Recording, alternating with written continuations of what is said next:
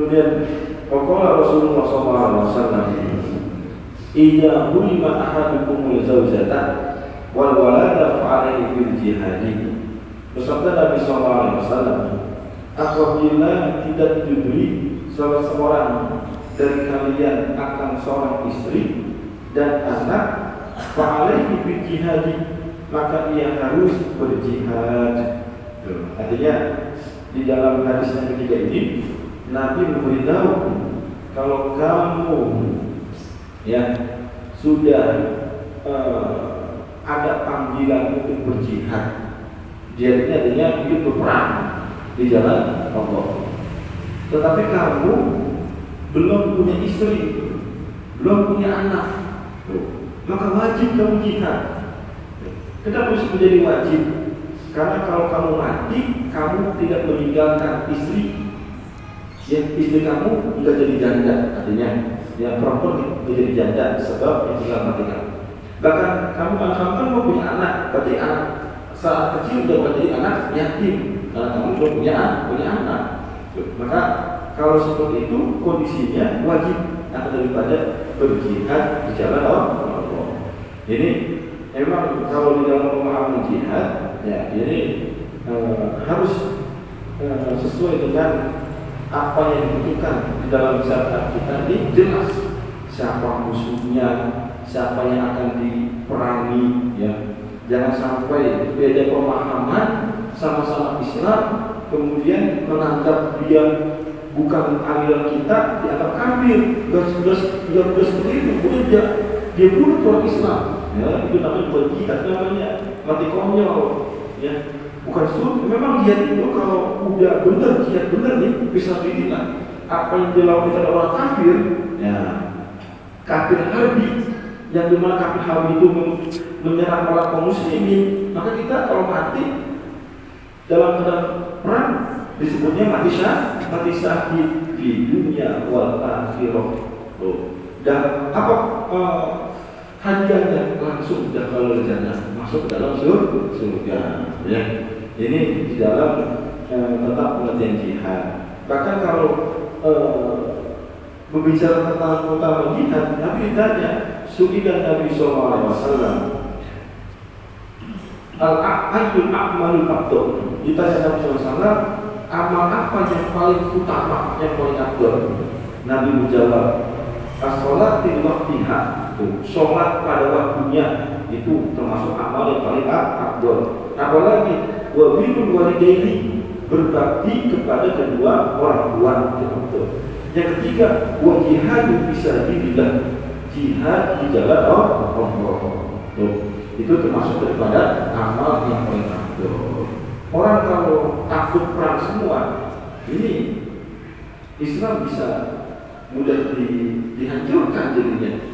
Makanya tentang kalimat jihad, orang-orang kafir sebenarnya takut dengan Islam. Karena kalau udah berjihad, apapun juga dikorbanin. Jangankan harta, nyawa saja bisa ditaruhkan. Nah, kalau masalah bersebarannya nyawa nih ditaruhkan. Kalau udah berbicara tentang jihad, cuma tadi itu jihadnya yang benar, jangan sampai jihadnya salah. Kalau kafir jihad nggak boleh dibunuh.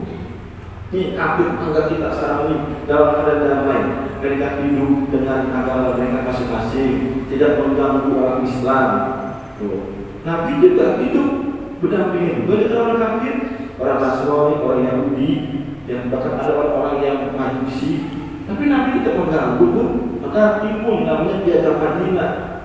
Orang Madinah sebenarnya kehidupan beragama itu udah kompleks sama seperti kita sekarang ini. Tetapi Nabi karena ini kafir yang tidak mengganggu, tidak ganggu lagi. Berbeda dengan kafir Mekah. Kafir Mekah mengganggu orang Islam, maka wajib diperangi rumah. Jadi kalau orang kafir yang mengganggu orang Islam, maka wajib diperangi. Apanya istilah jihad fisabilillah. Tapi kalau kafir tetangga kita nggak boleh. Bahkan Nabi sangat keras tuh kalau mengganggu orang kafir, tapi kafir zimmi. Jadi apa? Dalam siapa yang membunuh kafir zimmi, seakan-akan dia telah membunuh aku. Ancamannya. Jadi dalam konsep Islam itu, kita bisa menyerang kalau orang kafir tersebut menyerang. Ya, kita bisa berdamai kalau mereka memang mau berdamai, ya. Jadi jangan salah pemahaman. Jadi orang pada dagang dibom, orang pada kerja dibom, yang kena siapa, sasaran siapa, tuh bener nggak kita begitu? Nah ini orang kadang pemahamannya artinya kurang diperdalam tentang makna jihad itu sendiri, itu bagaimana yang benar. Ya, jangan sampai kita udah mati ternyata pikirannya dalam surga, ternyata apa? Masuk dalam neraka. Tuh, gara-gara kebodohan kita lagi itu, ya tidak pemahaman agama.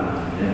Jadi, ya jadi jangan sembarang main nyerang-nyerang saja. Ya harus ada tata caranya yang berbeda dulu. Orang yang tidak mempunyai istri, tidak mempunyai anak, ya maka dalam keadaan genting wajib dia berjihad karena dia nggak tanggungan, nggak tanggungan. Berbeda kalau orang yang punya istri, kalau dia mati bisa janda, kalau dia mati, kalau dia punya anak, kalau dia mati anaknya anak yatim misalnya, nah itu berbeda lagi. Makanya hukumnya juga berbeda. Ini kalau seandainya terjadi ya yang namanya peperangan, ya kita tetap untuk mempelajari tentang jihad ini ya harus setiap orang muslimin mempunyai jiwa seperti ini, ya. Akan tetapi memang dasar di dalam agama kita ini tetap menyebarkan itu dengan rahmatan lil alamin, dengan kedamaian. Seperti ya ulama-ulama kita nih Wali Songo itu kan dengan kedamaian, ya dengan berdagang, dengan berbaur dengan masyarakat, mengenalkan Islam itu bagaimana, ya.